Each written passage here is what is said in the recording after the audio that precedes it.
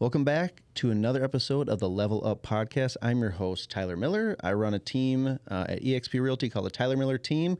And I started this podcast because I truly feel that the bar is pretty low in the real estate industry. And I happen to know quite a few amazing people in this industry. And I thought, if I could go back to when I first started, I wish I would have had something I could turn to and get some tips from people and just learn how to maybe level up my business a little bit. So decided to form a podcast, and now we're sitting here today with the one and only Ryan Walseth. You all know him lovingly as Wally, with Lakes Sotheby's.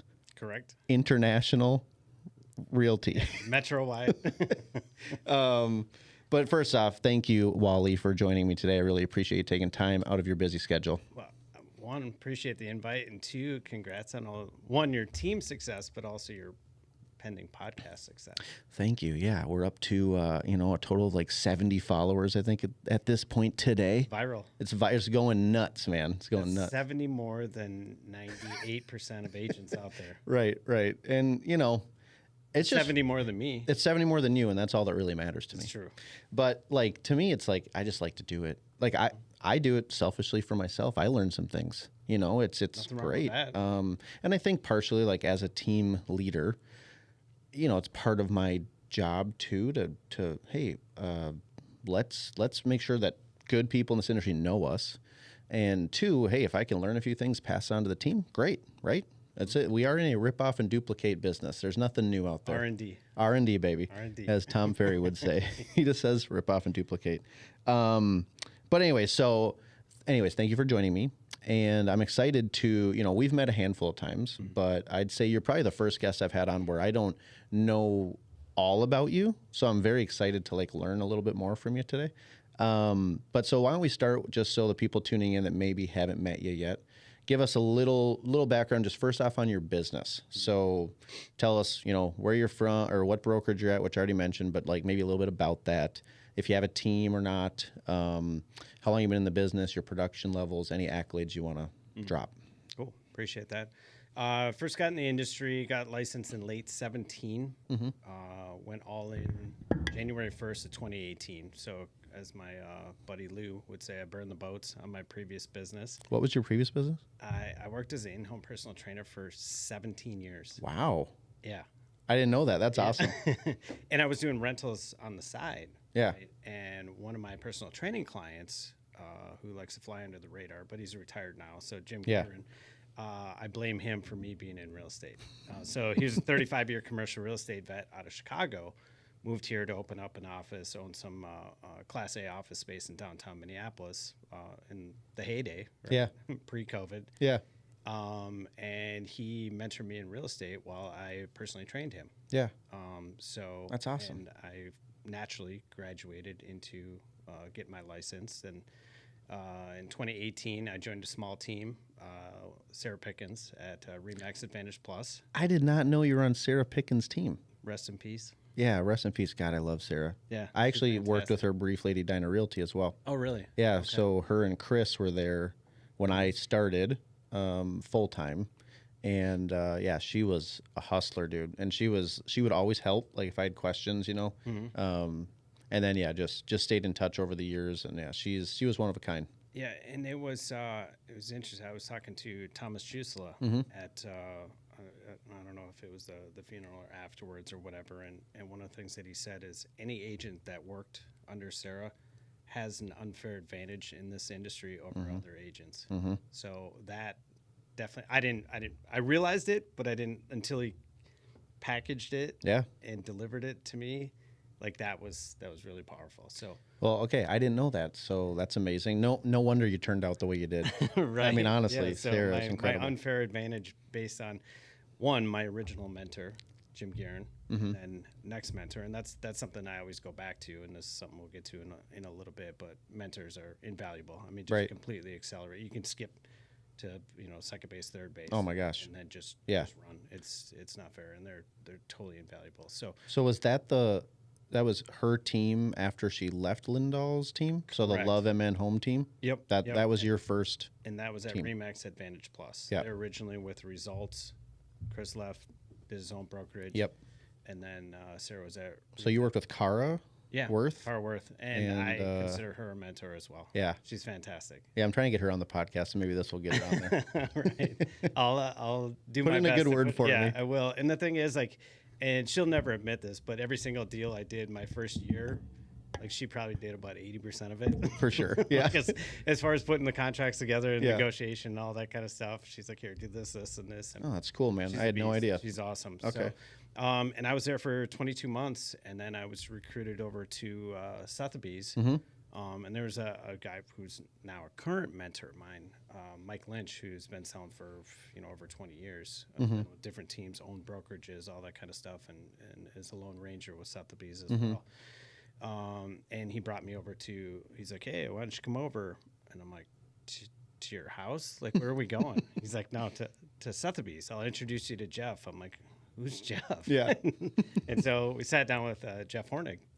And 22 months in, I went 100% on my own. Wow, that's awesome. Well, congratulations. And so now we were talking before we jumped on here. You actually grew up, you started out in Minneapolis, right? And then you moved out actually this way. Yeah. Your family lived in Blaine, and you went to Spring Lake Park schools. Yep. So originally from Northeast Minneapolis, both sides of the family from Northeast all went to Edison High School. Did you ever go to Uncle Frankie's? That actually, there was something there prior to Was there? Uncle Frankie's. Okay. Yeah. So my dad played softball not far down the road, and then there was a bar called Ferraro's. Okay. We would go to. I want to say it's like a Vietnamese place now, but I own a place about 2 blocks north of there. So every time I kind of drive by there. So, because Uncle Frankie's is gone? Nope, that's still there. Is it still there? Okay. Yep. So it's just down from the sponsoring bar from my Okay. dad's softball team that he played for years and years. My dad used to play softball too, or still kind of does, but fun time like growing up with that. But my buddy, I sold him a house down on the like cul-de-sac that Uncle Frankie's is like on, Okay. or something. I don't know. It's like right there, and I remember we went to his south house. of Broadway. We went to his house, and I don't know Northeast Minneapolis very well. That's not me. And I sold it to him, and it was great. We go in there, and he's like, "Hey, you want to go get like a hot dog?" I was like, "Where are we going?" He's like, "We'll just walk down the street." Target Field, like, right? He's like, "There's a hot dog place like in my backyard or my front yard." I'm like, "Sure." So we literally walked down. We're ripped up. We probably had like 10 drinks. Walking to Uncle Frankie's, like it's like as big as this room essentially. Yeah, and it dude, crushes. so good. Yeah. Oh my gosh, it was dangerous. so amazing. I'm like, dude, I didn't even sell you on this part when we bought this house. Like that was my bad. Had I known, like you would have paid way more. Right. And here's some trivia that you can put in your diaries. Yeah. Right? Yeah. Is the streets in Northeast that run north-south are in order of when the presidents were in office.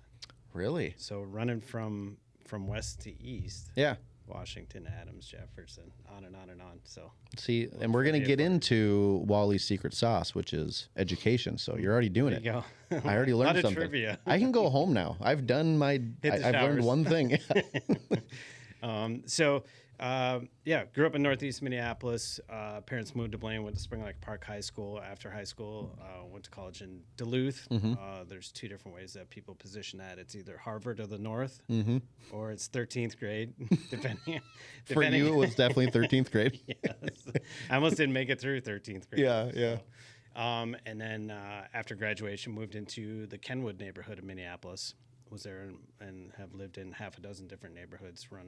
And after that, moved into Uptown, where my mentor owned a 10-unit brownstone. And so we bartered for rent.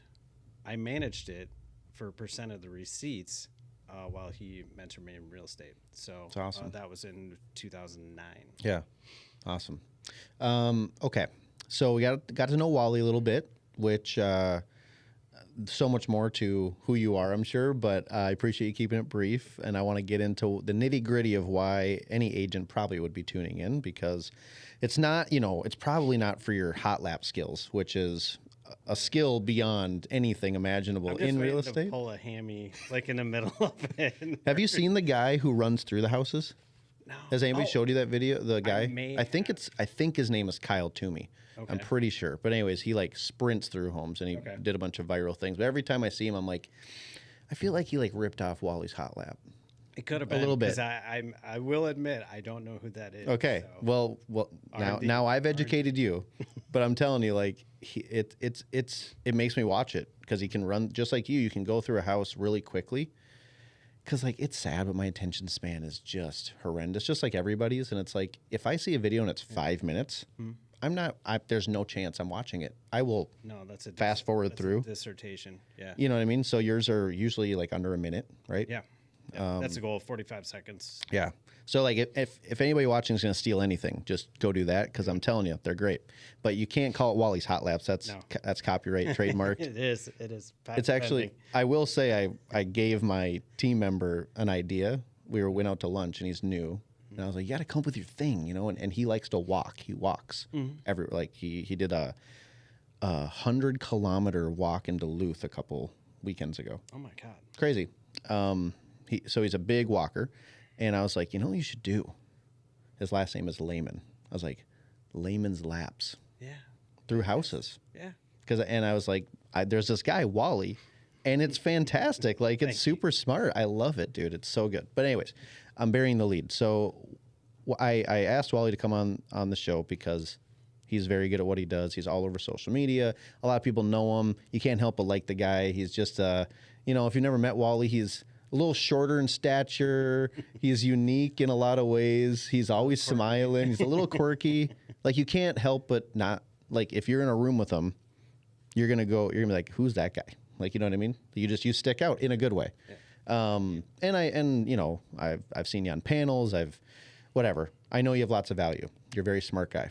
So I asked Wally, I was like, tell me, like, what is it that you think you do better than everybody else? And you right away came out and you're like, I feel like I'm really good at connecting and I'm really good at educating. Mm-hmm. And that's what keeps people coming back, right? Absolutely. So that's what I want to go deep on. So, like, I know it's like kind of a wide, broad place of like, where do we start there? But like, just give us a little insight as to like how you feel that makes you, a top producer and like maybe just little things that you've developed over the years to like make it become such an impactful piece of your business. Yeah. Thanks. One, for the lead in, but two, I'm going to go back to, while I was actually in the personal training game and in the rental investment game, I co-founded a startup called mashup.com. Really? And so it was a cloud-based music service with a social network built around it. And we were raising money at the same time Spotify. Really? Raising money.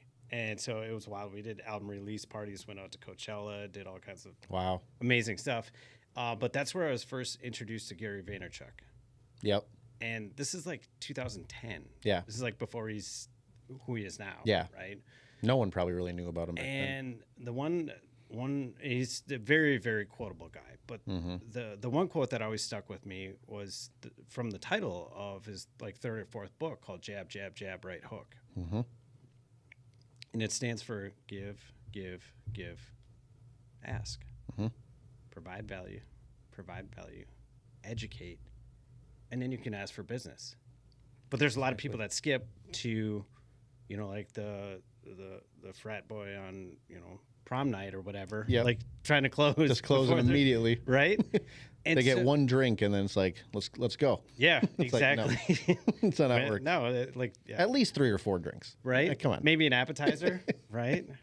Conversation. Yeah. And so that aspect, going straight into the education part of things, and that's the beautiful thing about social media is like you can teach, but also you can consume and learn so much stuff. Now there's a lot of garbage that you got to sift through, but if you can find 2 or 3 mentors, if you can't find a physical mentor in your sphere, find one online and go deep, and then emulate that, and then educate based off of that. Right. So as soon as I started educating, people would reach out to me, and I would have people I haven't talked to since high school, so it's 20, 25 years. They reach out to me. They're like, hey, I see all your videos. They feel like we've stayed in contact this entire time. Absolutely. When I haven't talked to them since graduation, and they're like, hey, can you help me with this particular transaction or Yeah. whatever else? Oh, it's huge, and that's again like what I was saying at the very beginning. The reason I feel like I could reach out to you and ask to be on a podcast is that, like, you do such a good job of not hiding who you are. You're very easy. Like when you explain something, it's super easy to follow. You dumb it down for me, you know.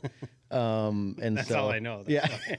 Well, again, you didn't do 13th grade very well, so and it is the Duluth education. It's so my UMD math. it's Spring Lake Park, then Duluth, man. Whew. But no, like you definitely do a good job of like the relatability factor is huge, because there's so many people that have educational videos or have tons of knowledge, but they struggle with relating to people. And Very you true. figured something out where it's just like you're just down here with the rest of us. You know what I mean? And two reasons behind that. One is I want to educate my sphere.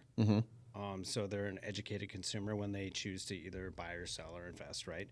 But two, I appreciate educating real estate agents and people that are in the real estate industry, because it makes our industry better as a whole. Totally. We've all had transactions where there's a ding dong on the other side of the transaction because they're selling their second cousin's house or whatever. Yeah. Usually his name's Tyler Miller. And they have no idea what's going on, and they fake it and they hand it off to their asset, you know. Yep. And so you essentially have to do both sides of the transaction to get it across the finish line. Yep. So when you take it upon yourself to not only educate your sphere but also educate your peers, then because you want everyone to win, and this is a stat that I always use, is there's 40 or 50,000 transactions a year in Minnesota. If you do 40, you're in the top 3% Yeah. of producing agents in the state. Isn't that crazy? Can I swear? Yes. Who the fuck is your competition? Nobody. No one. So if you educate, like we're all in the same sandbox. If you're educating and the industry is better because of that, Right. and you just are doing 40 deals, if you're doing 25, that's 2 a month. That's fantastic, right? That's a great living. Yeah. And you know, it's and I'm sorry to cut you off, but it's interesting because it took me a long time to figure that part out. You know, I was at a different brokerage, and I just had that mindset of like if another realtor would ask me out to lunch, I'd be like, why? Yeah. I don't understand. Like I'm wasting my time.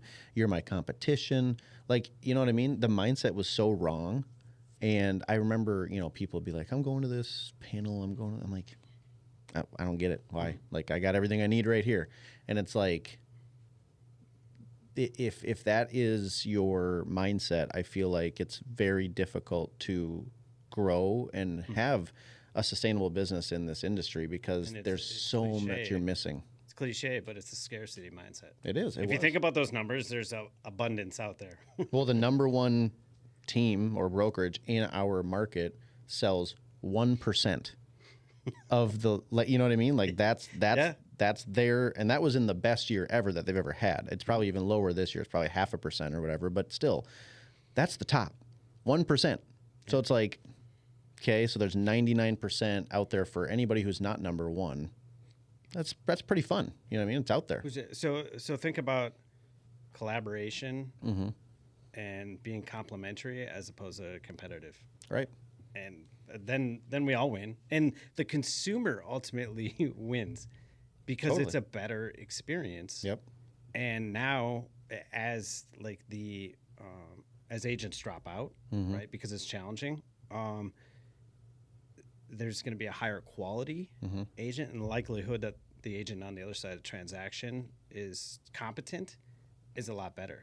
Putting a deal together with an experienced agent is one of the easiest things you'll ever do in this industry. Like, it's seriously, you just call them and there's no BS, and they're just like, yeah, I'll probably get it done. Just send it over and we'll figure it out. Like, there's no posturing. It's just like, because I think you know, if we were doing a deal together, we both know that it's in our client's best interest to get this deal done. Yeah, we might have to negotiate a little bit, but it's not personal. It's just, hey, look, here's what we want. Here's what you want. How do we solve this issue? Oh, we can't? Okay, well, hey, Wally, I'll see you later, buddy. Like, thanks for trying. Yeah. But so many people get so emotional. And that's the one thing I'm envious of commercial realtors on is it's not emotional. It's just math. Yeah. You know what I mean? Yeah. And I didn't understand that for a long time too. Like our business is so emotional. Yeah. So it's nice when you've educated, right? Mm-hmm. You get clients eventually that are probably more educated than I'd say most other clients in the marketplace, which then takes some of the emotion out of it because it's like they know what to expect. They probably really trust you at that point. Take them all the way to the finish line, right? And then come back to the initial showing. Right, and that's what I've been doing without really knowing it my entire career. And people are like, "Well, how do you sell so many houses?" I'm like, my clients just they don't waste time. We're either looking for houses or we're not, based on are they ready. Mm-hmm. But the only way you can do that is by educating them, right? If you just like take everybody in and meet them at the house and start showing houses without even talking to them about the process, like, you're going to be in it for a while with those people. And the thing is, the perception of real estate and the real estate agents is, you get in, sell a bunch of houses, you get fancy cars and dinners and watches, a boat, vacations and boat. We'll get to that in a minute with Wally. Yeah, but it's a low barrier to entry. So there's perception and then there's reality. Yeah. Right now, especially today in this market, and as cold and dark as the winter is going to be for the real estate industry, not only in Minnesota but across the U.S., is that the reality is really, really challenging. Very challenging, yeah. And as a team leader, it's a reality that I see and deal with every day, and it's even when they're doing all the right things, it's still tough. Like it's not for everybody. No. You know what I mean? And I think we've had to date, last time I looked, it was like 70,000 agents leave the industry this year, which isn't nearly enough. I'll just be frank, it's not. But and like Tom Ferry says, it's unfortunate that we can't choose who leaves. That's exactly right. Yeah. If we could each pick one, I feel like I'd be on that list. So for somebody else, for some reason, which would suck. But like you get voted up or down, right? Okay. Yeah. Like hot or not, or Reddit. Ooh, hot or not. I remember that back in the day. Yeah. Or like Reddit. Yeah. Okay. If it was a voting scale like that, I think I'd survive. But if it was just one person could pick me, I'd probably piss somebody off. I wouldn't vote you off the island. I appreciate that. Yeah. You would not be on the top of my list. You'd be like 23rd or something. You'd be up there. Yeah. Just out of sheer, just like, he's too nice of a guy. Fuck. Fortunately, you only know 25 agents, so. Yeah, right. Okay, well, so maybe get into the minutia a little bit of like, and I'm sorry, I was messing around on my phone because I was trying on, we have an agent hub for all of our agents, and I have like a marketing section. I say, here's some good people to follow. And I swear you were on that list. For some reason, you're not, but I'm going to add you. Someday. No, you're getting added. After today. Absolutely. But the reason I thought you were on the list is I specifically, even before the Wally hot lap thing started, you did a really, really good piece about interest rates. And it was something like the interest rate, it was right when they went up, but you were breaking down like, oh, well, you don't have to pay $40,000 over the asking price anymore. So actually, your payment is less than what it was a year ago with the 3% interest rate. It was so good. So I literally stole that immediately. I think I told you that too at the time. I was like, hey, great piece. I'm going to redo this. But do it. But that's the ultimate compliment. Oh, and I sent it to everybody. I'm like, Wally nailed this shit, you guys. Like, tell everybody you know this. And their sphere is totally different than mine. Totally. That's where it's complementary. It's like if you took that script and did it almost word for word, but just switched it and put Tyler Miller at the front or at the trailer, whatever, and sent it out to your sphere, then that sphere, your sphere is more educated. Well, your agents are and whatever else. So it's like I would start to worry when people stop stealing my ideas. Right. I know. Me too. Because then they're bad ideas. I need to get that. I just saw an app that they have where you can just like take. It was like the advertisement was like two wrestlers fighting in the ring, but one had CNN on its face and one had Fox News, and they were like fighting. I just have to do that with all your videos, but just take my face, put it on yours. There you go. We can leave your verbiage in too, and when it says Wally with Lake Sotheby's, I'll just say Tyler Miller at EXP. And then I won't really even have to shoot the video. It'll be fantastic. Flattery. That would actually be really funny. Share it. If I saw somebody do that to one of my videos, I would just like applaud them. It'd be so funny. I'd share it. But like, so it's like get into, like cadence, routine, like do you have a plan with this type of stuff? Or because like me, I'm a little bit more like shoot from the hip type of deal, you know, which I don't really recommend, but I also feel like it gives me the advantage of I can be in the moment, you know, like hey, this is relevant now versus like I planned it out for the last 2 weeks. So like maybe talk a little bit about that when it comes to your education piece, and then how you're taking the education part and turning it into like this connectivity that leans into referrals. So as far as the content is concerned, your clients give you the content. Yeah. Like What do you mean by that? If I'm in a showing and they ask a question about XYZ and I break it down for them, I can go back to my car and literally shoot a 15-second car selfie answering that question for everyone. Because if they have it, chances are somebody else's client or some other agent has been asked this question, maybe didn't know the answer to it. I can answer it for them, and then they can deliver it to their client the next time that question comes up. So your clients give you the content. So I feel like anybody listening or watching, it seems so simple, but I can tell you in running a team for a number of years and seeing lots of agents come in and out, like it's that next step.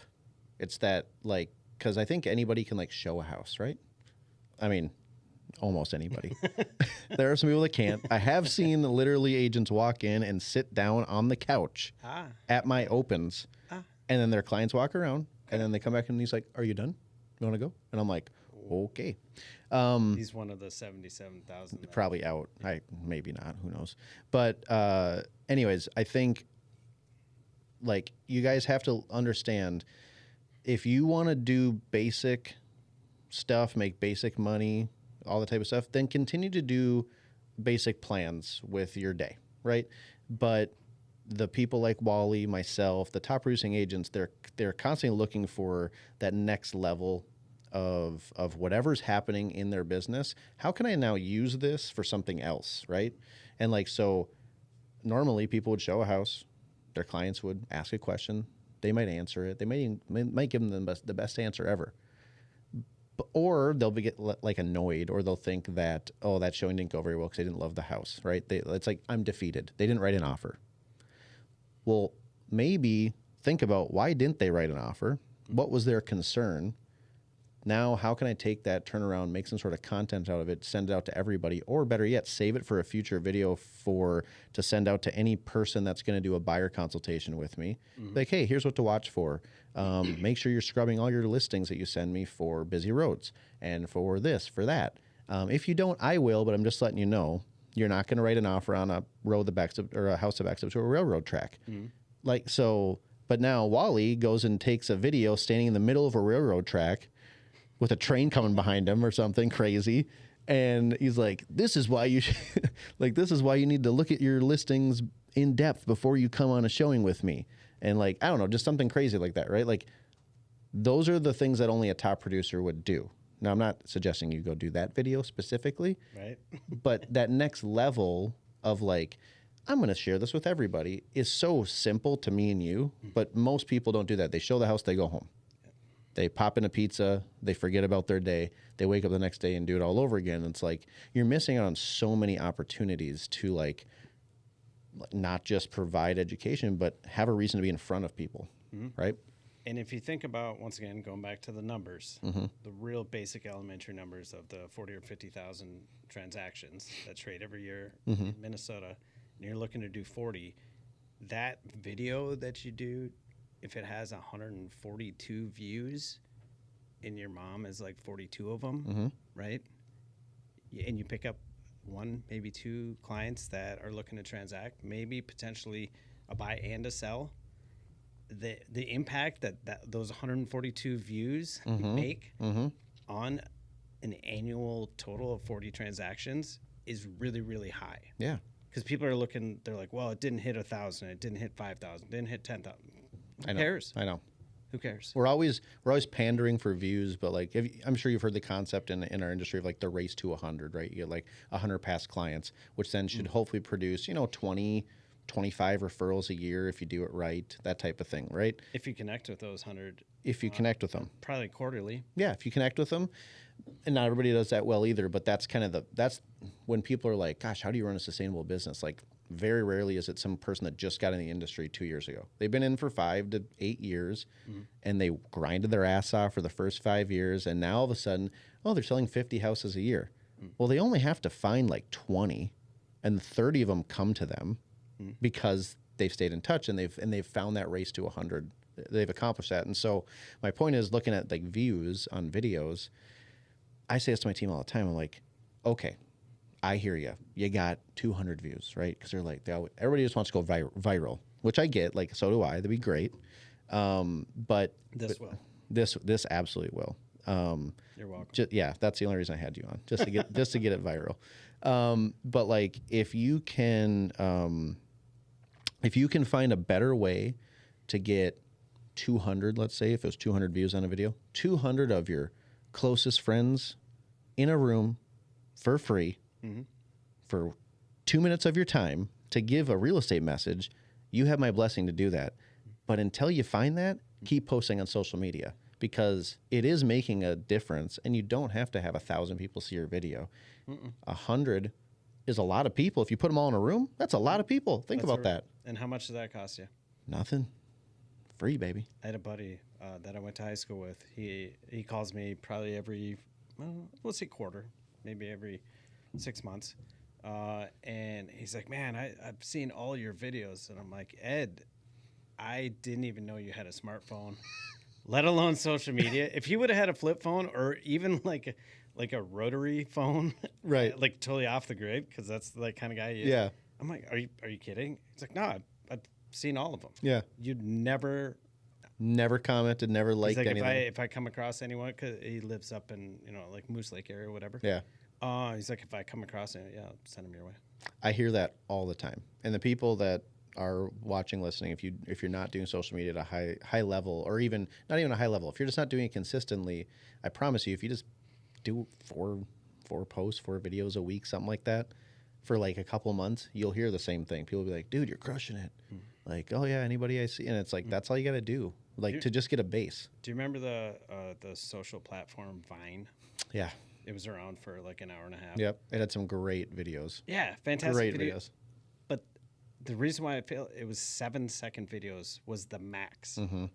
Now we're going back to that. Some of the most successful reels in YouTube Shorts are like 7 seconds or less. So Vine is probably like, I know. Vine's right? like we were 10 years too early, or whatever it was, 7 years. And so it doesn't have to be like, the longer you just go on you just ramble, because salespeople ramble tangents, right? I know. Cut it, and then there's so many videos that I've shot where I'm like, all right, that's way too much. I'm going to water it down a little more, which we think it's watered down, but it's not for the majority of the consumers, right? Yeah, it's still like earth-shattering sometimes to them when we talk about how to buy a home, and for us, we just do it every day. So it's like, and it's actual real content versus what the media puts out. Like you were talking about CNN and Fox, whatever, fighting it out. That's garbage. And I've talked about this ad nauseum in the past, where it's like the what you see, and I don't watch the news, but every once in a while it comes to me.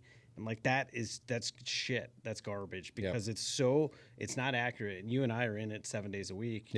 And transacting and have an idea what's going on, and they just don't. But it's headlines. It's click. It's sexy. Yeah. Gets the clicks, baby. I know. I'm going to be sexy one day. That's my goal. Mission accomplished. Yeah, I didn't tell you. I went shopping yesterday for a new shirt for the podcast. I love that shirt, by the way. Thank you. You're looking real nice. It's like the half forearm rolled up. See, I can't pull that off. I'm not as cool as you. What? You never told me what's going on with the finger. So you have is it? I don't even know what that is. We'll call like it a finger sleeve. condom.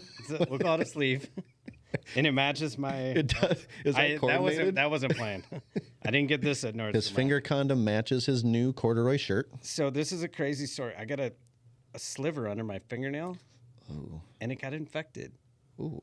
And I had 5 surgeries. The 4th one, they removed the fingernail and part of the bone, and then my 6th surgery, about a month ago. They cut the finger off from the. Shut up. Well, now I feel really bad about joking about it. No, it's fine, because I mean everyone jokes about it all the time now and makes fun of me about it. Kind of want to see it. Can you see it? Can I show it? For sure. I mean, you don't have to show it to the camera. I just want to see. Dude, you wouldn't even be able to, like, honestly, you wouldn't even be able to tell. Yeah. That's clean. Yeah. That's whoever your surgeon was. Dr. Husband, shout out. Dr. what? Dr. Husband. Dr. Husband is his name. Yes. Yeah. Wow. Tria, Bloomington. I'll tell you what, that's clean. Yeah. Does it? Okay, so I'm getting totally sidetracked, but like, what's like the biggest annoyance with that? Right now, there's a few things. Chopsticks are out. Okay, I'll tell you. And I just have a normal finger and I can't use freaking chopsticks. So I had sushi the other night because I'm figuring out things that I can't do anymore. yeah, And there's not like typing. I'll be typing it and like nothing doesn't happens. reach. It doesn't reach. I don't mean to laugh. And writing's clumsy, but cutting, like using a knife. Yeah, because you push. Yeah, and so now it's just clumsy, and so I drop shit all the time. Yeah, so like texting, use your thumbs probably, right? So that hasn't changed. Yeah. So there's not a ton, but But typing. it's your pointer finger. Your right, so your dominant hand pointer finger. It's my third favorite finger. Because like your thumbs have to be like one and Oh, I thought two, you go right? two middle fingers. Yeah. No, I'm not that tough. Okay. I'm not that tough. But thumbs, Yep. right? Yep. And It is your third finger. Yeah. So I switched all my like how you log in with your fingers, my middle finger. So before the surgery. Okay, so 'Cause now no finger. My team gives me shit because for whatever reason, I think with the Mac password thing, Yeah. I swear to God, in the like demo, it was a thumb. Ah. I don't know. Maybe I'm dumb, but like, so when I do it, I turn my thumb to the side and I do this, and all my team was like, "What the hell are you doing?" Have And you I'm been like, arrested before? Like "No," but I have had to do fingerprints for different things. okay. But yeah, I don't know. I'm like, it's so dumb. But now knowing your thing, it's like, who's the dummy now? Okay, because you all used your pointer finger. What if you lose it? Yeah. What happens now, Wally? What if you get a sliver? Dude, I can't believe that's from a sliver. Isn't that wild? Where'd you get the sliver? I was in my garage doing landlord things, and I get a little metal piece of sliver under my fingernail. Oh, like it's a metal? shaving. And that's, after talking, like wood, the body will either push or eat. Yeah. And the metal, like I thought I got it out. And the fifth surgery, they found a piece of it. I'm like, oh, thanks. Jeez. But now it's kind of a running joke. And I was down to Scottsdale for a wedding, and waiting for an Uber. I told my buddy, I'm like, the Uber's going to be here in 4.5 minutes. And so I mean, that's I'm glad that you have a good humor about it and stuff. It's obviously, I'm sorry that you dealt with that, but I mean, honestly, you wouldn't be able to tell. no, It looks clean. It's clean. Thank you. Well, anyway, sorry, I got They've sidetracked. said that like there's tattoo artists that could maybe tattoo a fingernail. All right. Would that be kind of weird? Like right here.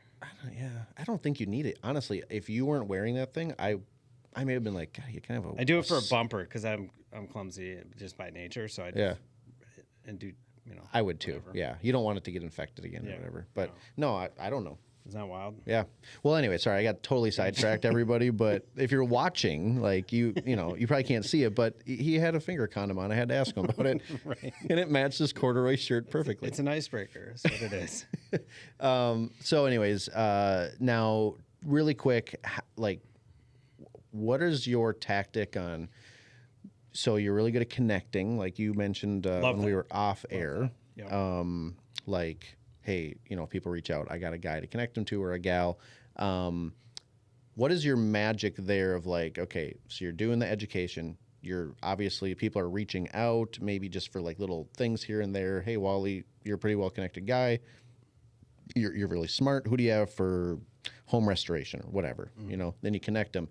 How are you now turning that around and leveraging referrals out of that? Is it just they just come to you? Are you doing something specifically, maybe through like texting, emailing, different maybe ads on social, anything like that sticks out to you? Like most people probably don't want to hear that they just come to me twice a week. Twice a week? Get Like warm lead. Yeah. Somebody, Just reach out. Whether they want to transact like the next week Yeah. or maybe spring 2020. And when they reach out, are they saying to you usually how they found you? Like, so what's the typical thing you hear? Through social. Through social. And is it usually people you know? Yeah. That you have, like, you've 1 to 2 degrees of separation. Right. Yeah. You've developed some sort of relationship, or you're at a wedding. Yeah. You made a joke about how much time for the Uber, and someone's like, I remember that guy. Yeah. When are you going to start using the finger on social media? That, well, it's kind of funny. Like, It's going to be killer, whatever you do. I'll point to something, and I'm like, that really didn't, it didn't emphasize what I was, and then I got to, maybe it's like where Bill Clinton, you know, like other presidents, like point at. Yeah. He was like, Where Clinton Yeah. and Obama both. did the thumb and the That's 'cause it's pointer. softer. It is softer. You're not directing. Yeah. Yeah. So maybe I got to. Whatever idea you come up with, I know it's going to be incredible. I haven't thought of it yet, but it'll come to me. Honestly, Probably in the moment. you could easily. Now, 4.5 minutes is way too long for a video, but you could easily do 4.5 minutes with Wally and just hold. Oh my gosh, I would watch everyone. Yeah, appreciate that. Well, and so I've heard that though many times from people, like, yeah, they just come to me, and like, it always annoyed me, but like forever, because as a young and hungry agent, and you're working your way up, you're like, where are you getting all this business from? And like every time, I swear it was like, yeah, referral. I'm like, oh, like, what did you do to get it? I woke up that day and someone called me, and I'm like, shit. But like, there's obviously more to it. Like, they're not just reaching out to you. It's like, why would they reach out to you? And it's just, you think it's mainly from consistently providing educational value on social. 1,000%. Okay. 1,000%. Because they'll ask, hey, who's your furnace guy? I'm like, I hear call Dino. Don't give him to anyone else because he's really good and really responsive. And if too many people have his number, then he's not going to respond well to me. But anyway. Right. So, and then Dino comes out the next day, fixes it for half the price that Dean's would do, right? Yeah. And maybe 25% of what Dean's would do. Dean's is actually a sponsor of the program. I'm just kidding. Was. They were. No, that's been my experience with Dean's as well. I'm sure they're a lovely company, but they're retail pricing. Yeah. And so, and then when it comes time to transact, it's like, well, he's a great resource for, everything that we've asked in the past. We don't feel shy about reaching out because we're not transacting at this time. But he's a great resource, and I learned some stuff along the way. And then when it is time, it feels comfortable. Yeah. Right. And to your point, what your father said when he shared the wisdom, Yeah. it'd be the obvious choice. Yeah. When you're looking to sell, like, it's like, well, yeah, I'm gonna. Obviously, I'm calling call Wally. Yeah. Yeah. And honestly, like, if I could think of in my mind, people, if I had like an investment question, I mean, you're on that short list for sure.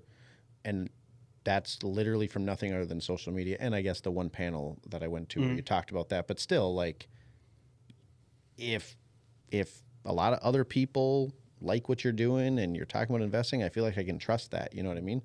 And so that's where like giving. And then asking, and one of the things like I haven't done is ask for business. Think about when you do. Yeah. My God. Right. Don't do it on my show. I just did. Wait, shit. See how I did Any that? random consumer that happens to be listening to this, to one of the 69 agents is actually a consumer. They're going to call you. But yeah, like, I don't know. I hate to keep beating the drum about social media because that's like, it's such an easy thing to go to, but it really is an amazing tool.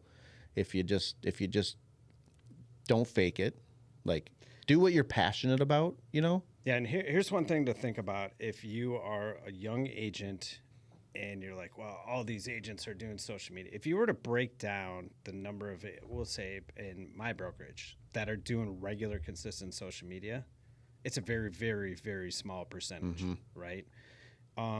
But then go and think about your consumers, right? There are a lot of people that you're friends with on Facebook that have 300 friends, and there might be 3 agents that are in there, and you're the only one that's doing content. The only one. And you're on their feed because it's like grandkids and it's some ad. Right. And then it's your video that they see. It's usually my ad. right? And Just so, kidding. I do not run any ads on Facebook, by the way. They and don't work. so if you think about that, because we're all friends connected with all like we see is realtors. That's Right? literally all we see. And when we log in, our social media is horrendous. I don't know about you, but it's like I can't go 5 seconds without thinking about another realtor. But that's not the experience, like you were saying. and it's not a lot of quality either. No. Right? But if you turn your camera around to the consumer and what they're seeing, my parents' friends may only see me. I'm the only agent in their feed that is producing content and that they see. Yeah. Not like ours, where we're just flooded with some really good content and some not so good content. But at any rate, you're still seeing the face. Right. Well, and think about like any other industry similar as any other sales industry. Financial planners. I mean, I guess you could even throw like attorneys in there, HVAC people, whatever. You could name all the people that you send connections to. It's not like we're seeing a bunch of those videos on our feed, right? You know what? One industry that I don't understand very well, and I do not see any, maybe because they don't want it to be known, is insurance. Dude, I know. Is there anyone that you know in your entire sphere? Let's say you've got 5,000 connections between Facebook, LinkedIn, Instagram, all this other happy stuff that educates about insurance. No. And insurance right now is it's crazy right now. It's really wild, and it moves the needle as far as your monthly payment is concerned. It is a significant portion of the PITI. It is. And it's always just an afterthought. And I have a really good insurance buddy. His name is DJ Clark with North Insurance Group. But he Spring Lake Park High School. He did. Yeah, he did. He was a hockey guy. Yeah, very good hockey player. Yeah, and and maybe it's just DJ, but I've met many insurance people that they're just not. They didn't get into that industry because they felt like they were going to be good at marketing. You know what I mean? Yeah. They got into it for totally different reasons. Where like I think when you get into real estate. Annuity. When you get, it is. But when you get into real estate, I think part of it is like, hey, you got to be a good marketer. You got to market and sell homes, right? Yeah. So like we just all are so naturally like drawn towards promoting ourselves. The insurance people though, they're just not. That's just not them. But just the basic education, like if you just educated on terms, right? Like that aspect of it. What is an umbrella? Like just literally, you could teach a whole monthly class on just. And that. you could save somebody's entire portfolio based on educating them about an umbrella that costs them $300 a year. I know. It's just not $1 million sexy. Yeah. It's just not sexy. So you gotta get someone. You gotta get someone sexy like DJ. Yeah. To do it, right? Because then you'll tune in. Yeah. You're clicking that link for sure. I gotta follow him again. DJ shirtless teaching about umbrella policies. I can't imagine like there's an insurance agent like calendar out there. He would be on it. Yes. He'd be February for sure. Well, all right. I appreciate. He better sponsor this. He better. You lost your Dean sponsor, so now. Yes, I know. DJ's Dean's is out. DJ's in. North Insurance Group. Well, all right. So I think anybody that was listening, I hope you picked up on something there. There was a lot of good things there. But I'd say honestly, if you just don't even know where to start, literally just go follow Wally. Like just follow him on social and steal everything he does. 'Cause that's what I did. Do it. That's what I did. And flattery. And the one video that I stole from him, a lot of people found that beneficial. So like, thank you for that. And that's as a real estate agent, guys, you're not gonna think of something that has been done before. I'm sorry. Like you might put a twist on it, but like even Wally's hot lap, he didn't know that there's another guy that sprints through houses, but like someone else is doing it somewhere else. I'm sure there's probably another Wally doing a hot lap somewhere right now. Maybe. And we don't even know because Maybe it's through like yachts though. Probably. That would be cool. You should do that next. Need a bigger boat. I know. I don't need a bigger boat. But yeah, just start with follow Wally, follow myself, follow some good people, and just start. Just post something. It's going to suck. You're going to get 10 likes. Maybe, if you're lucky. It doesn't matter. That's better than hosting a first-time homebuyer seminar and 6 people show up and you spend $250. Try having one person show up. Right. I've done that many times. One of them turned into a team member of mine now, Jordan. Thank you. Well, there you go. But yeah, it's free. it's fun, and listen to the world around you, like Wally's saying. Listen to the problems you're hearing. Listen to the headlines in the news if you want, and dispel them. And like that's where you get your start. Yeah, absolutely. But now I want to pivot. You're out of the hot seat, okay? We're pivoting to the fun time. Okay. Yeah. I think this might get hotter. Oh, it might. You never know, to be honest. How are we doing on time? God, it's just flying right now. 50 minutes already. That's good. So I'll try to keep this somewhat short, but I am curious about some of these because I have had a few people on here, but they run real estate teams, for example. They're similar to me in business makeup, where you're different in a great way. But like, so I'm very curious about some of your answers. So we're gonna play overrated, underrated. Okay. So I'm gonna give you a word or a phrase, and then you let me know what your thoughts are. And just to let the audience know, I've not been prefaced these You questions. have not. So if I fumble through it, You won't. Okay. I'll only ask you ones you'll know. softballs. Softball. Here's the softest of balls. Come full circle. Overrated, underrated. Boating. It's so underrated. I agree. It's like it's therapy. It's yeah. So for those of you that don't know, Wally has a boat, right? Is it on Is it on Minnetonka? Yeah. Yeah. And this last year, I got my captain's license, Oh, which allows me now to like drive charter boats, but also educate people about boating. Because the only thing that you need to go boating, the only thing you need to have is like money, and that's it. yep. Like you literally could buy a 50-foot boat, drop it in, and they're like, oh, now you're a captain. Right. Yeah. You don't There's need to no- have a license. Nothing. No. You just go. Yeah. The open water is yours. It is scary. Scary. Well, you probably see it out on Minnetonka a lot. Oh yeah.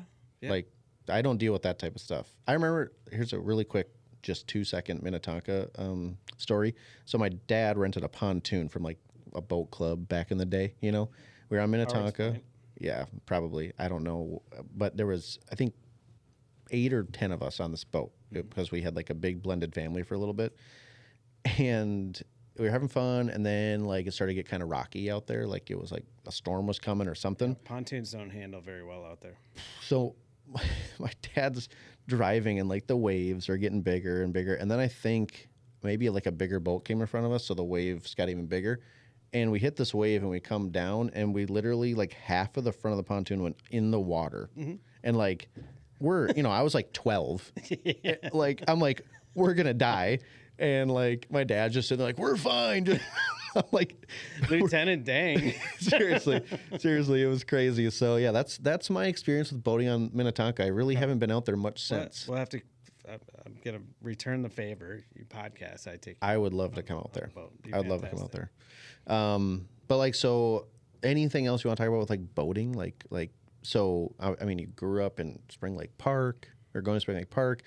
Northeast Minneapolis isn't really known for like boating. Like what drew you to boating? When I was 2 months old, my parents bought a cabin on Woman Lake, in northern Minnesota. And I started water skiing when I was 5, slaloming, and then taught myself how to barefoot water ski, a book from Anoka County Library. And I still barefoot on occasion, not as often as I used to, but yeah, just from that. 1,000%. It's amazing. Going to my parents' cabin on Woman Lake in the summertime. Yeah. And is your favorite thing to do on water skiing, or is it just like cruising with like a drink in hand and just like it's both. It's like kinda looking hard at to- real estate and stuff? Like, because that's what I always find myself doing, like checking out all the nice houses and I don't know. Yeah, no, that's fascinating. Most people love people watching, which Minnetonka is famous for. Yes. Right. I mean, it's probably like the Minnesota State Fair is here, the airport is here, and then Minnetonka. Yeah, and then the sandbar. is here. Yeah. Yeah, exactly.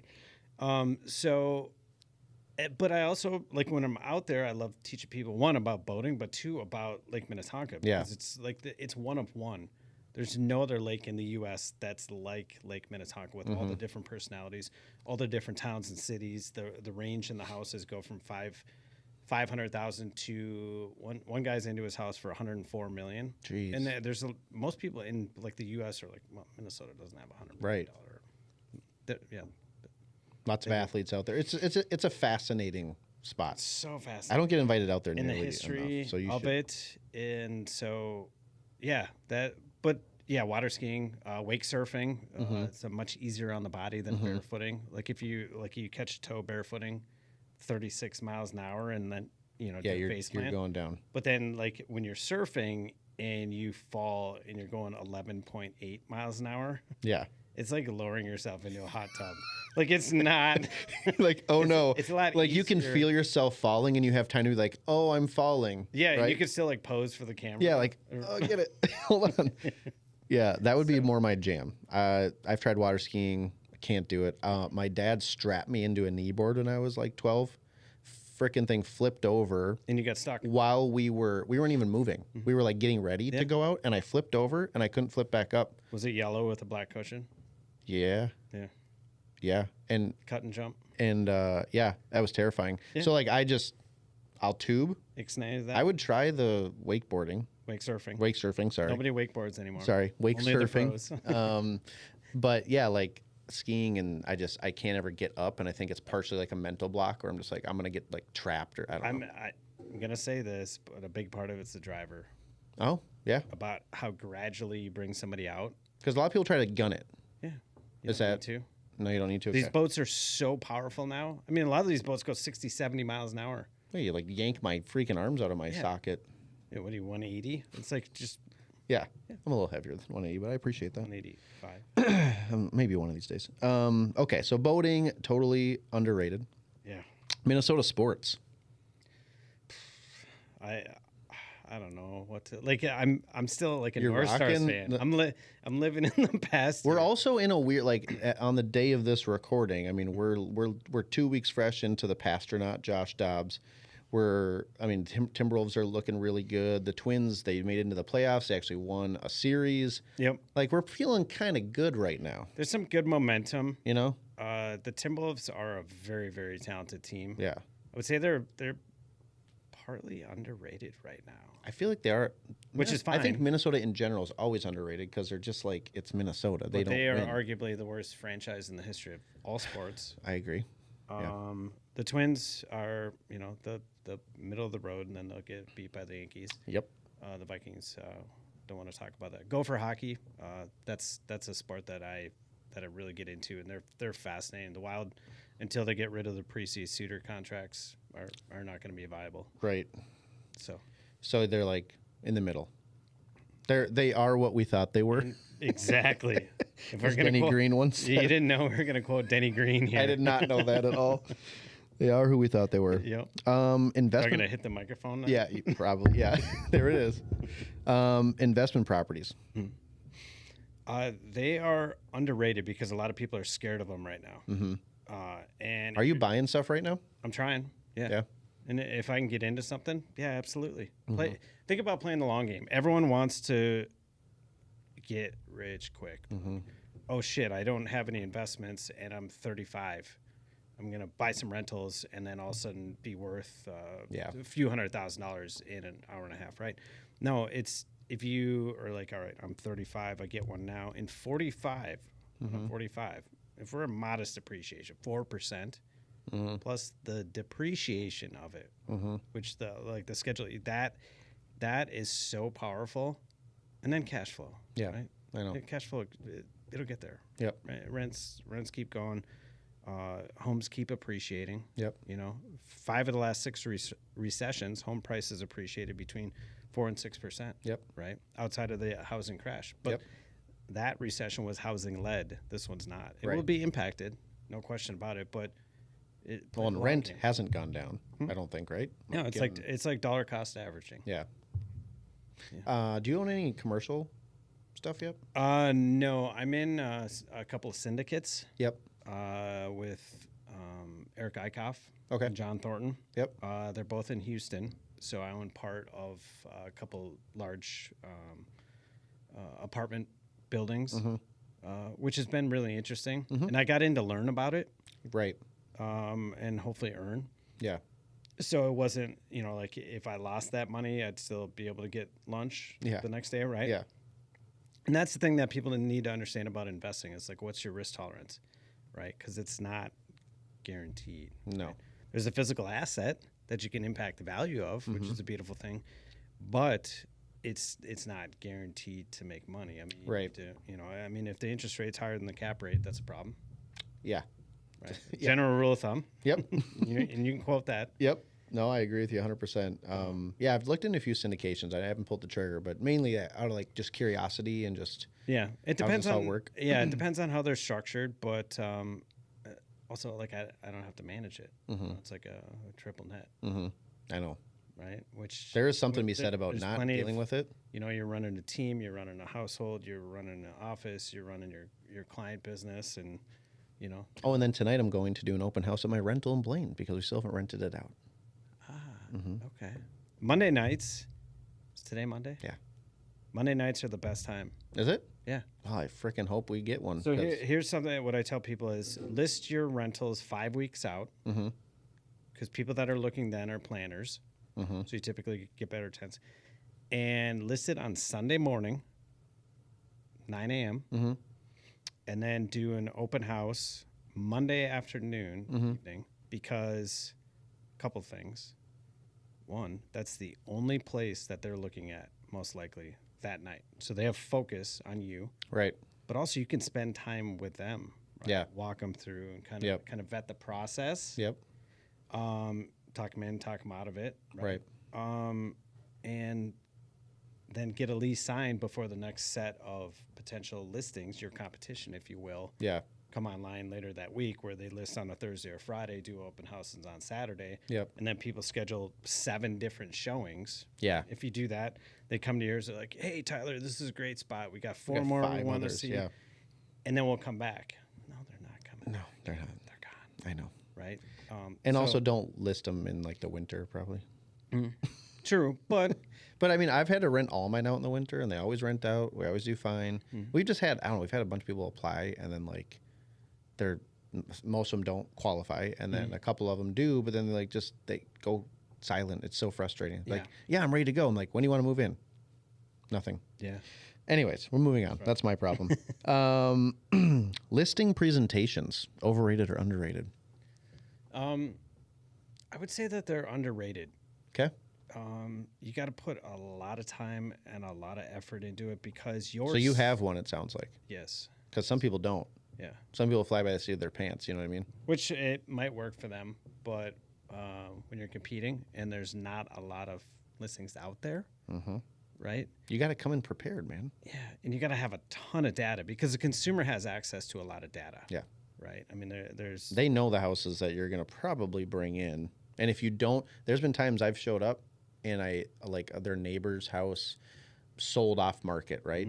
And I didn't see it. Yeah. Which is, it's hard. You'll miss those, but like they knew about it. They had it and they're like, well, what about this one? And I'm like, I don't know what the hell you're talking about. Yeah. So it's like, they know, and they just want to make sure that you know. Yeah. Right. There's so much data out there that the consumer can be very, very educated if they want to. Hopefully they're not getting it from the news or getting it from credible sources. And honestly, like Zillow's gotten a lot better. Oh yeah. When we first started out, man. Whew. Yeah, their valuations were plus or minus 14%, which is a really big number when you're talking about $300,000, $400,000, $500,000 houses, right? So that data, and 98% of consumers are on. And that's a number I made up for this point. I think you're lowballing it. But agents hate Zillow. Yeah, right? I know. I was one of those guys for the longest time. That's another thing I can't do is air quotes. Air quotes. We're learning. Well, you can. It's just not as impactful of an air I kind of quote. feel like Austin Powers. $1 million.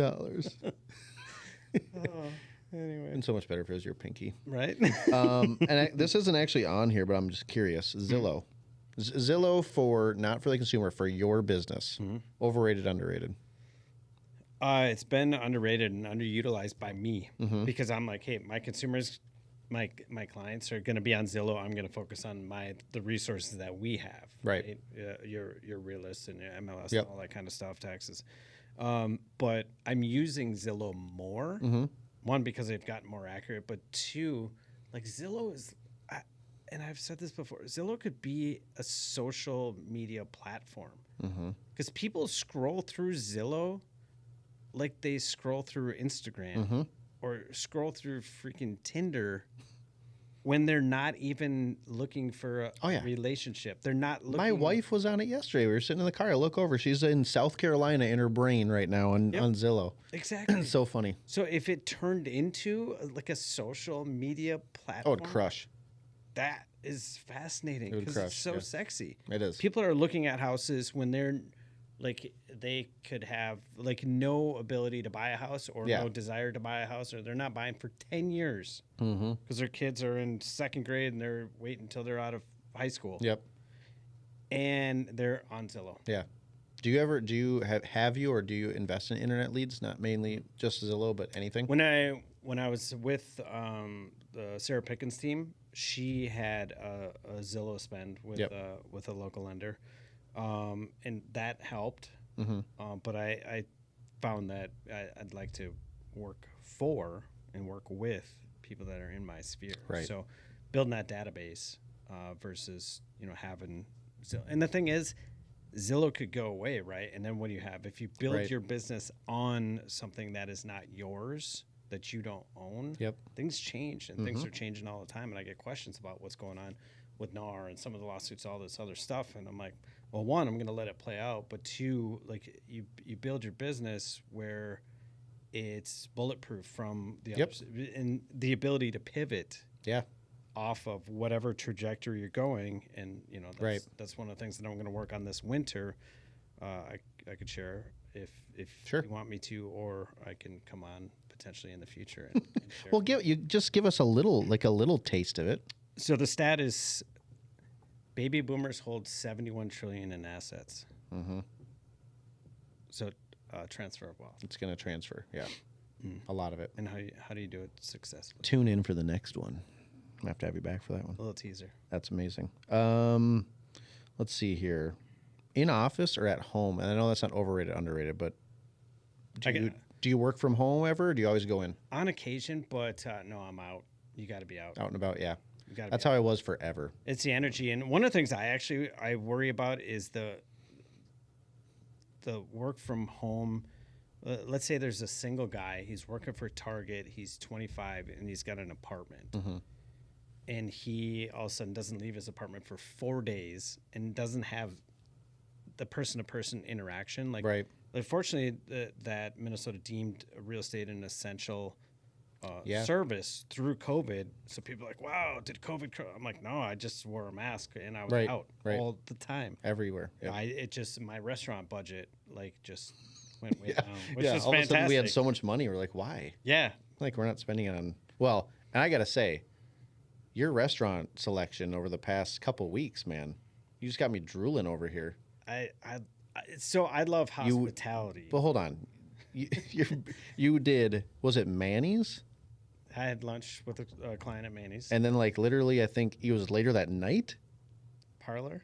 Yeah, and then, the next day or 2 days later, you were at, Spoon and Stable? Something, right by your office. Yeah.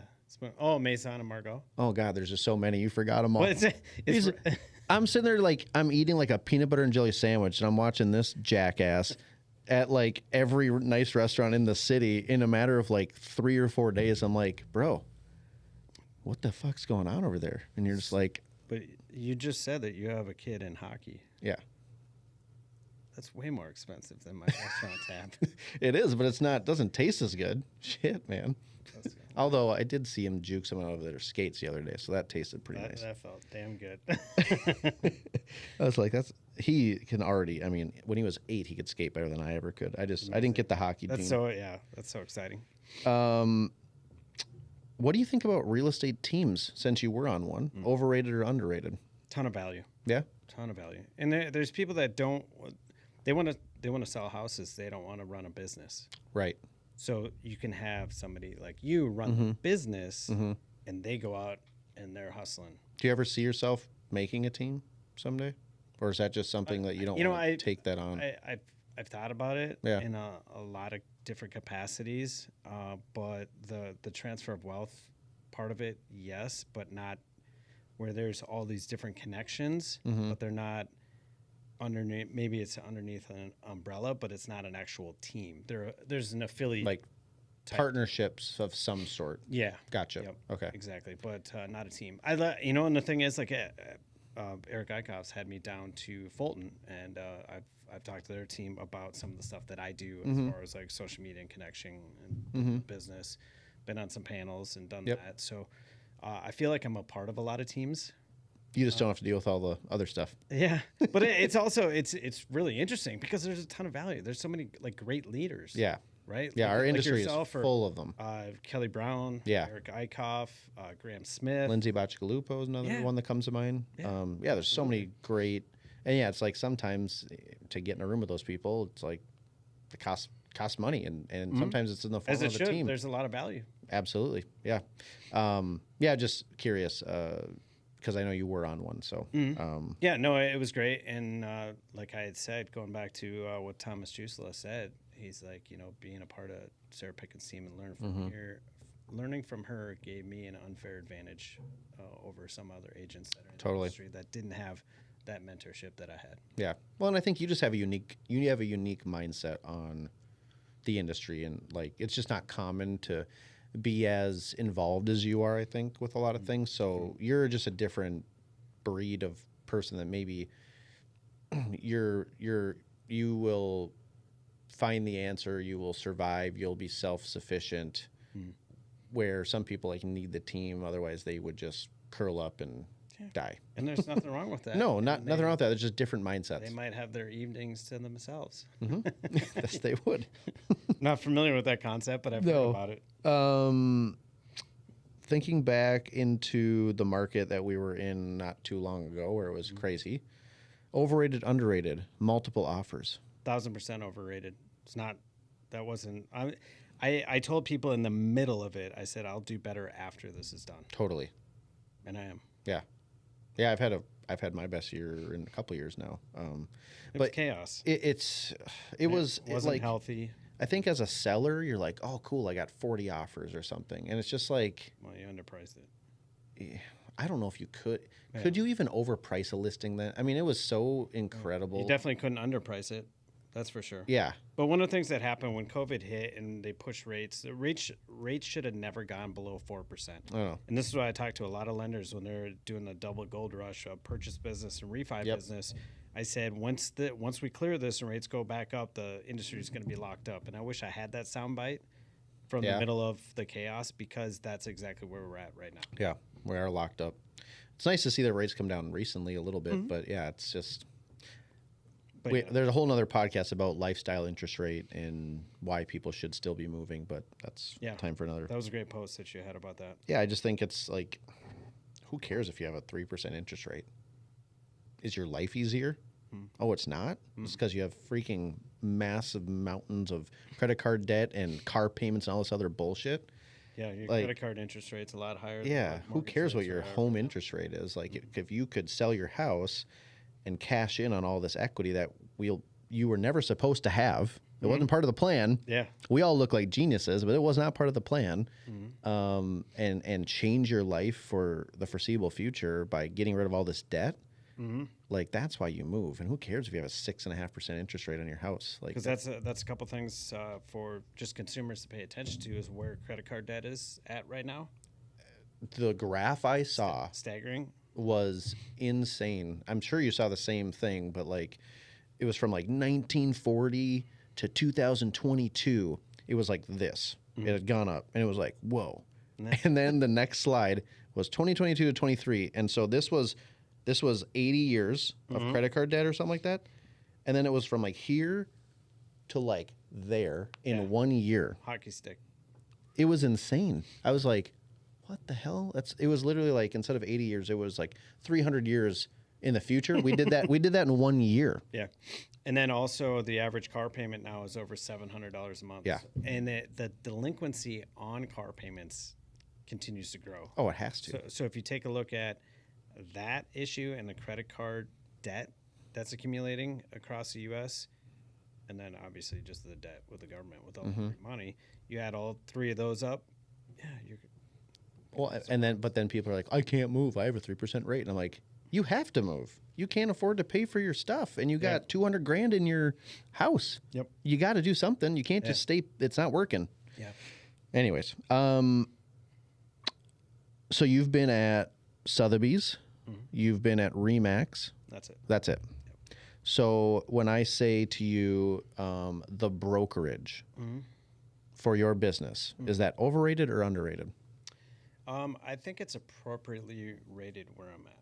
And the reason why I say that is, and everyone seeks validation, right? Mm-hmm.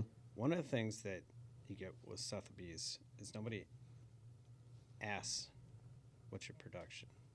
Yeah. They just assume that you're a producer. Right. And so once you get that validation, then you can get to... You're saying like the consumers. Yeah. They're not asking, yeah. Yeah.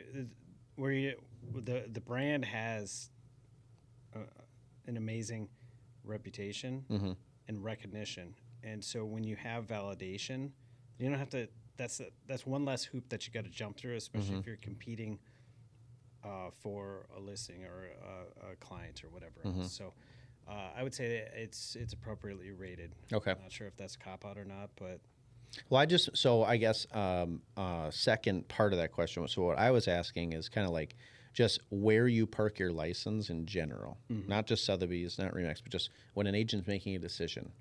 Is that decision an overrated one? Meaning, so my philosophy on this is like if I take Wally and I put you at wherever I know Greater Midwest isn't a thing anymore because they sold, but Greater Midwest Realty. And I know Joe Wenzel really well, so that's what I'm using. But it's 100% brokerage, not a lot of value. He knows that. Like, I still feel like Wally would be Wally, and Wally would still be successful, in my opinion. Now, that's just me. I could be totally wrong because I've only been at 2 brokerages. But that's my philosophy. So when people are like, brokerage choice, I'm like, overrated decision. Yeah. In my opinion. It's literally like, if you're going to be successful, you can be successful anywhere. You can probably be maybe a little bit more successful at certain brokerages, right? Yeah. But I think paying attention to what's going on with NAR. Yeah. Right. And having a brokerage that's nimble and not having to try to turn a battleship like some of the old ones. Yeah, dude. That is going to have some inherent value, I feel, when people need to pivot. Yep. In this industry based on how these lawsuits play out. Yep. So something like an EXP or a Compass, and I'd like to think Sotheby's as well, has the ability to pivot. Oh, they can pivot like this. Right. Because it's all online. Yeah. You know? And so that's one of the things that you're really going to have to pay attention to. Yeah. As far as where you hang your license and maybe what exposure your current brokerage has in these lawsuits. Now they haven't played out. It's going to be a ton of appeals. Years after years, yeah. Yeah, and so I've had several people call me and they're like, hey, what do you think of all this? I'm like, I got to let it play out. But I'm also nimble. I can pivot. Right. And I have an idea for my business going forward. Yep. Of where I'm going to niche down a little bit, and it's totally independent of what's going to go on. Right. As far as you're controlling your own narrative. Yeah. Well, yeah, it's just as a top producer, I just like to hear what you guys think about that type of stuff too, because I only have my perspective. You brought up EXP, so I'm at EXP. I love to hear other people's just overrated, underrated, just not for you or just not about you at all, but just when you think EXP Realty, you've seen all the good realtors out of there, the bad realtors, whatever, like the brokerage model, all this stuff. Like, what are your thoughts on it? I think both. Yeah. Both overrated and underrated, because I went down to EXPCon in Dallas last year. Okay. Yeah. And did the whole thing. And Tom Ferry was. I don't recommend doing 2 major seminars at the same time in the same city. I was there. I wasn't at the EXP one though. I went to Tom Ferry. Okay. Yeah, I was like driving across town. Did I run into you? Maybe. Yeah, at the hoedown or whatever after. Yeah, that's right. Yeah. That was actually a really fun. You were line dancing. We were having a blast. Yeah. Now that you say that, that's right. You were at the bar, and then me. And they did TK. last call when I was talking to you. Yeah. So when I turned around, I actually wasn't able to get a drink. So yeah, it's my fault. I owe you a drink. Got a water and went home. Cried myself to sleep. You're just crying. Fuck you, Tyler. I just want a drink.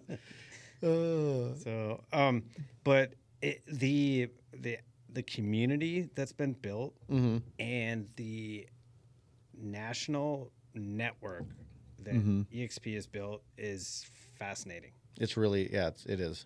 And it's such like a culture that like when you get into it, and if you get into it and it doesn't work, people bounce pretty quickly. Quick, yeah. Right? So it's like you're in it for a couple months, they're like, this isn't for me, and then they're back out and they're Yeah. back to their previous brokerage, or they're on to the next one or whatever, which is totally Mm-hmm. fine. I mean, fail fast, right? Mm-hmm. And you want to do that in most, kind of ventures that you go. But what they built is fascinating. Mm-hmm. And talk about like people that are drinking the Kool-Aid and getting EXP Mm-hmm. tattoos and that kind of stuff. It's like, Did you meet somebody that got an EXP tattoo? I'm pretty sure there's one that There's got to be somebody out there.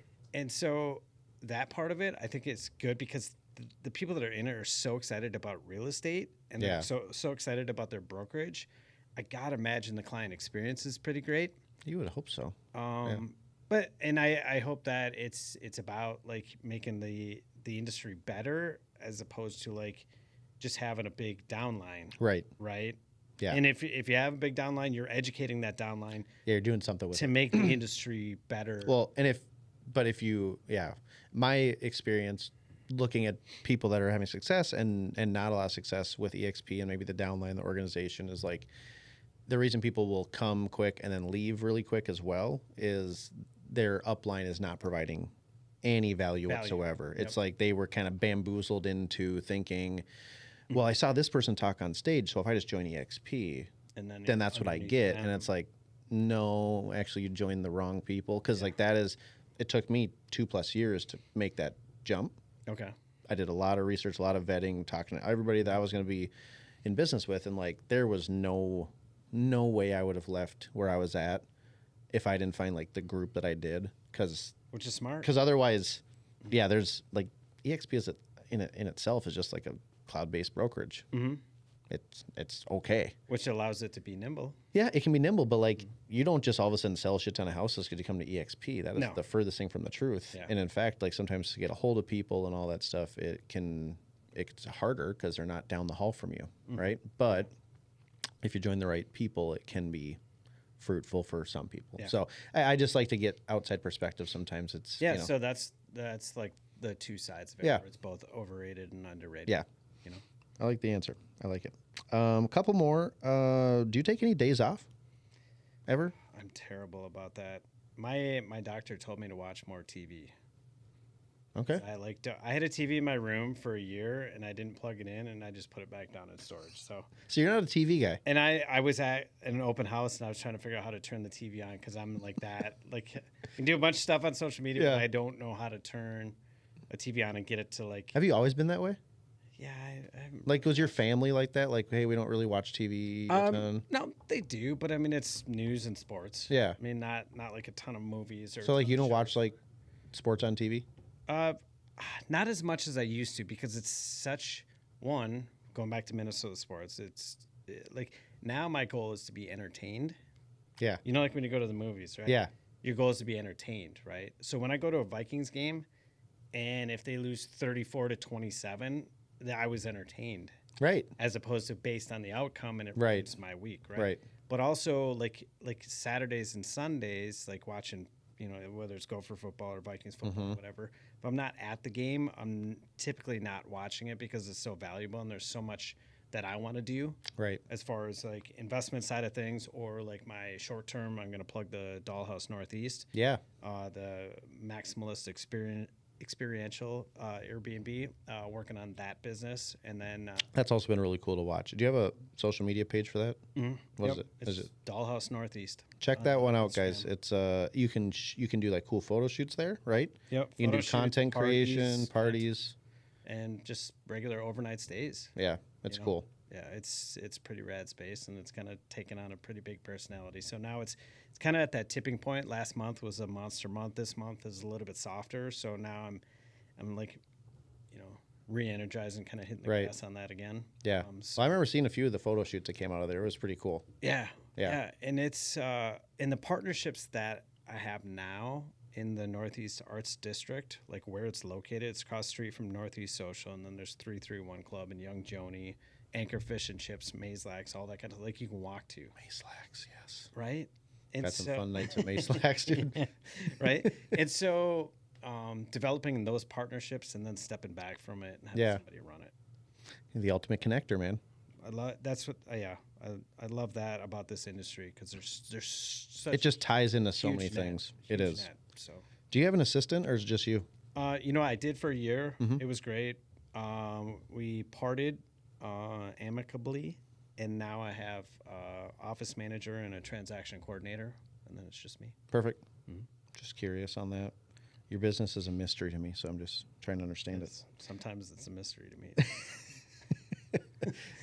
That's like the perfect real estate answer for sure. Yeah, I mean, I don't know how I do it. I do it. And then, gosh, I asked you that one. I mean, the last one, I already know your answer to it, but I'll ask anyways because it's just for fun. Overrated, underrated. When an agent calls you and says, "Hey, Wally, I don't know how you do it, but I've been in the business for 30 plus years." So when an agent uses their experience in a negotiation, overrated, underrated? 1,000% overrated. I mean, you don't care how long someone's been in the industry for? If they lead with that, that's a point of seeking validation and insecurity because of how quickly things have changed in the last 24 months. Yeah. That's what I want to know. How many transactions have you done in the last 24 months? That's exactly what I say. I don't care how long you've been in the industry. Yep. The industry has changed from 2020 to 2021 to 2022 to 20, and then 2024. They're so different. So different. These like last 5 years. Yeah. Every single person that I've talked to that's been in for 15 or 20 years, way longer than I have, it's like, oh my God, I've never seen this before. I'm like, when are we going to have something that you guys have seen before? I know. Because you've been in for 20 years. I know, right? But you haven't. And so if you've been in for 30 years seeking validation, and I need to know what you've done recently because that's the validation. And I don't even need to know, if I'm totally honest. Any realtor out there, first off, don't ever quote how long you've been in the industry. I don't, it does not matter. It's the most irrelevant thing. And I do think it shows a sign of weakness when you're negotiating on your behalf of your clients. That is a huge, you're just a pain in the ass at that point. And you can usually tell based on their profile picture. Absolutely, you can. Because it was shot at Glamour Shots in North Tom. A long time ago. They need to go to the dollhouse and do some new headshots. That's what I'm thinking, dude. There you go. Plug. You should do honestly, you should do some sort of headshot promotion or something at the dollhouse just to get all of us realtors down there. I'll talk to Tammy Bryce. Absolutely. She would do it. I'd show up. I'd get some sultry photos, dude. Yeah. Where's the sexiest spot in this house? Maybe you and DJ can... That's going to be the start of his marketing campaign. Maybe it could be like Step Brothers. You're here. Like this, propped up. Oh, my God. Well, man, I appreciate you so much for making time to do this. I appreciate you for bringing me a gift as well. That's very nice. Well, hey, I appreciate you setting all this up and kind of beating me up through these questions. But I love this. I could do podcasts and panels and videos and that kind of stuff all week long. I love the education part of it. So hopefully the audience got something out of it. I'm sure they did. And if you guys, again, if you need anything, I'm sure I don't want to speak for Wally, but I'm sure he would say reach out, right? Yeah, and whether you're a consumer or an agent, I have agents that reach out on a weekly basis, and some are newer and some have been in the industry for a long time, but they're like, hey, what are you seeing out there right now? And I'm happy to break it all down for you. Absolutely no strings attached to it. Yeah, it's pretty rare to find somebody willing to kind of share without asking for anything in return, but that's Wally, and that's also myself. So always feel free that you guys can always reach out to either of us with any help. That's what we're here for. Anyways, Wally, appreciate you, man. I wish you the best of luck for the rest of this year and into 2024. I'm excited to see what you do with the transfer of wealth stuff. I'll probably be stealing that too. So don't hide it. And everybody listening or watching, thanks again. Thanks for your support. If you know anybody in the industry that you feel would be a great fit to have on the podcast, please message me. I'd love to feature them and help bring their value to all of you as well. But with that being said, I hope everybody has a wonderful day, and we'll see you on the next Level Up podcast. See ya. Cheers.